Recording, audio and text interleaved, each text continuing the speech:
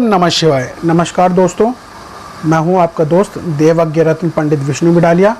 स्वागत है आप सभी का मेरे YouTube चैनल एस्ट्रो बिडालिया में। दोस्तों, आज हम पुनः आपके सामने उपस्थित हैं। कई दिनों के गैप के बाद आज मैं पुनः आपके सामने आया हूं। किन्हीं कारणवश मैं बीच में वीडियो नहीं बना पाया, क्योंकि खुद के भी कार्य होते हैं। इस विषय को लेकर मैं थोड़ा व्यस्त रहता हूं और इसी कारण मैं ज़्यादा वीडियो नहीं बना पाता हूं। जैसे ही मुझे समय मिलता है मैं आपके लिए कुछ ना कुछ नया लेकर आता हूं, नए विषय के बारे में आपको बताता हूं और समझाता हूं। आज पूर्व की तरह जैसे मैंने पिछली बार श्री अमित शाह जी, जो हमारे देश के गृह मंत्री हैं, उनकी जन्मपत्री का विश्लेषण करा था, आज ऐसे महान व्यक्तित्व का मैं विश्लेषण करने जा रहा हूं जिससे आप भली भांति परिचित हैं। ऐसा महान क्रिकेटर जिसने अपने जीवन में संघर्ष के बाद ऐसा मुकाम हासिल करा, उनका नाम है महेंद्र सिंह धोनी। जानेंगे कौन से उनके ऐसे ग्रह रहे होंगे जिनके कारण वे आज इस स्तर पर पहुँचे और देश और विदेश में अपना भी नाम करा और इस देश का नाम भी उन्होंने रोशन करा। हम उनकी जन्मपत्री का विश्लेषण करेंगे। मुख्य आपको उनके जो योग हैं उनके बारे में बताएंगे। और मैं चाहता हूँ जब मैं आपको योग उनके योगों के बारे में बताऊँ तो आप भी अपनी जन्मपत्री में उसको खोल के देखें, क्या आपके भी ऐसे योग हैं, और यदि योग हैं तो आप भी बन सकते हैं इस प्रकार के महान क्रिकेटर, महान राजनीतिज्ञ। क्योंकि ग्रहों का प्रभाव हमारे ऊपर अवश्य पड़ता है। जिस प्रकार सूर्य का जो ताप होता है और चंद्रमा की जो शीतलता है आपके ऊपर पड़ती है, उसी प्रकार ग्रहों का प्रभाव भी आपके ऊपर अवश्य पड़ता है। इस मंडल में उपस्थित जो ग्रह हैं वो किसी न किसी रूप से आपके ऊपर प्रभाव डालते हैं। तो आइए ज़्यादा समय ना लेते हुए मैं सीधा आपको उनकी जन्मपत्री से रूबरू कराता हूँ और विश्लेषण करता हूँ और आपको बताता हूँ कौन कौन से उनके योग हैं और कैसे कैसे योगों के किन योगों के कारण और कैसे कैसे योगों के कारण आज वो इस मुकाम को हासिल कर चुके हैं और आने वाले समय में उनका कैसा समय रहने वाला है, इस बारे में हम चर्चा करेंगे। तो चलिए फिर अब हम एनालिसिस करते हैं इनकी जन्मपत्री का, देखते हैं कौन कौन से इनके योग हैं और किन योगों के कारण आज ये इस मुकाम में पहुँचे हैं, इस विषय में हम बात करते हैं। और इनके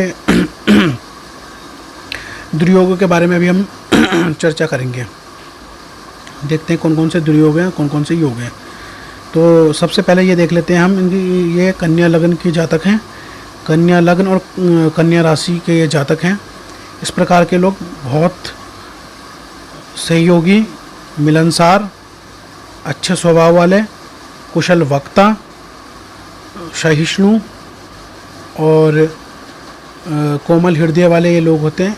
और लग्न में क्योंकि इनके चंद्रमा विराजमान है, इस प्रकार के लोग बहुत इमोशनल और कह सकते हैं बहुत कोमल हृदय और लोगों का सहयोग करने वाले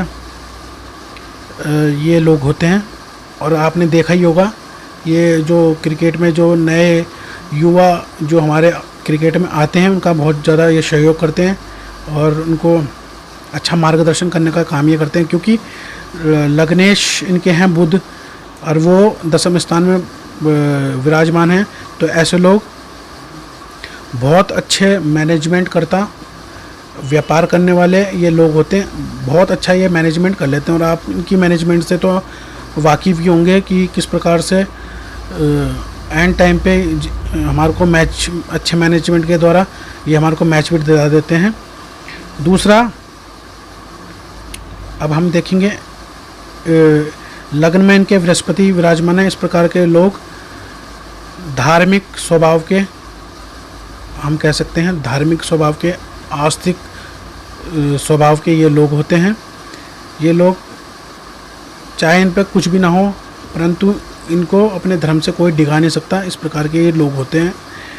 गज केसरी योग इनके लग्न में ही विराजमान है। आप देख सकते हैं बृहस्पति और चंद्रमा लग्न में इनके हैं, इस प्रकार के ये लोग होते हैं। जो गज केसरी वाले जो जातक होते हैं, सभा को मोहित करने की इनकी क्षमता होते हैं। जिस सभा में ये बैठते हैं और अपना भाषण देते हैं, उस सभा को ये मोहित कर लेते हैं।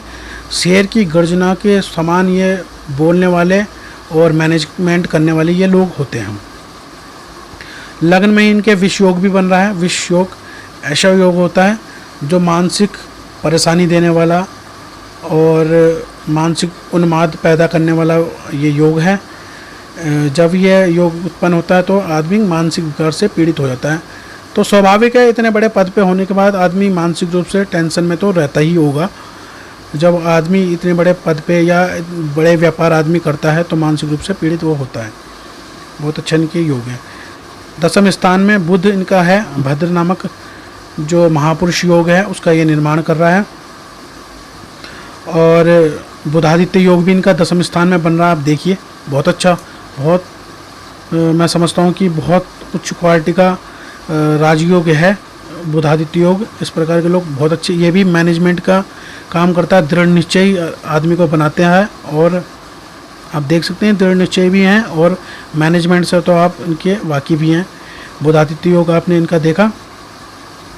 सूर्य इनका दिग्बली भी है, 10वें स्थान में है, दिग्बली है और बहुत अच्छा आप देख सकते हैं, बहुत अच्छा ये है, काम करता है। केतु पंचम स्थान में होने के कारण विद्या में इसने इनको अवश्य बाधा दी होगी।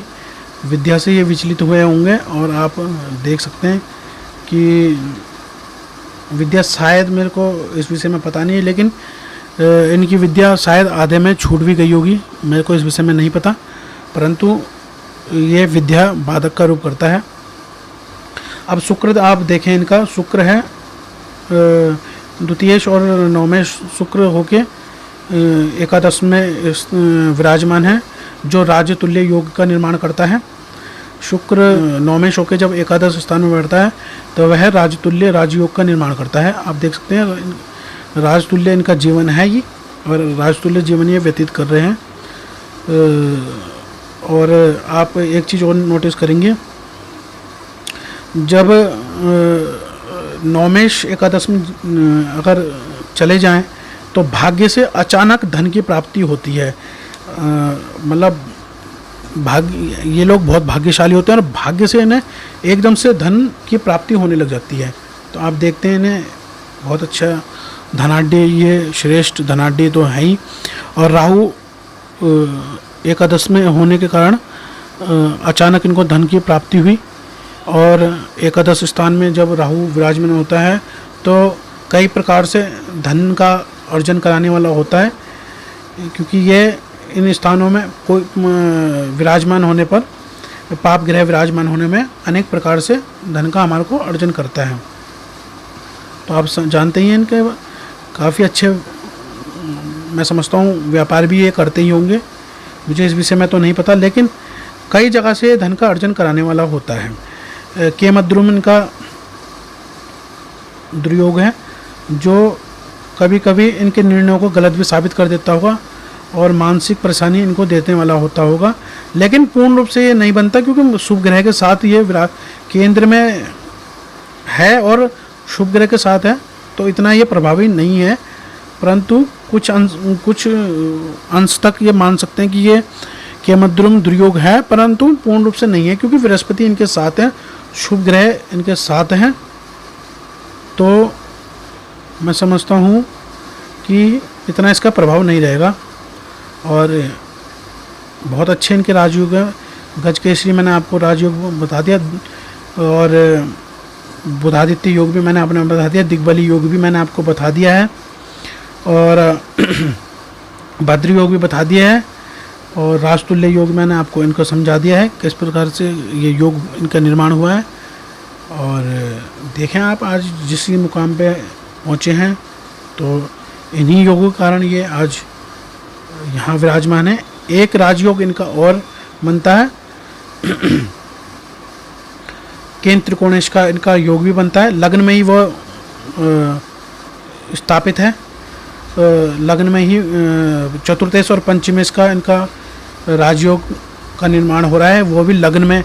तो ऐसे लोग, इनको लक्ष्मी नारायण योग भी अगर हम कहें तो, क्योंकि केंद्र और त्रिकोण को लक्ष्मी और नारायण से संबंधित किया गया है, तो लक्ष्मी नारायण योग, इसलिए मैंने इनको लक्ष्मी नारायण योग बोला क्योंकि केंद्र और त्रिकोण को लक्ष्मी और नारायण से संबंधित होकर हम देखते हैं।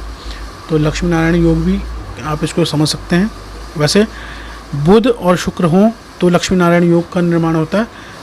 तो ऐसे लोगों पे बहुत अथाह धन की संपत्ति होते हैं और उच्च कोटि तक वह पहुंच जाते हैं। आप देखते ही होंगे कि जिस मुकाम पे आज ये हैं, इस मुकाम में पहुंचने में आदमी को अपना जीवन लगाना पड़ जाता है और तब भी वह नहीं पहुंच पाता। तो ये इनके योगों का ही प्रभाव है आज है जो ये आज इस मुकाम में हो चुके हैं। तो मैंने आपको इनके मुख्य राजयोग और दुर्योग के बारे में बताया, तो मैंने सब विश्लेषण आपको कर दिया है और सब चीज़ मैंने आपको बता दी है। तो अगला विषय मैं आपके सामने कुछ दिनों बाद फिर लेके आऊँगा, फिर मैं आपको बताऊँगा। तब तक के लिए धन्यवाद। ओम नमः शिवाय। हर हर महादेव।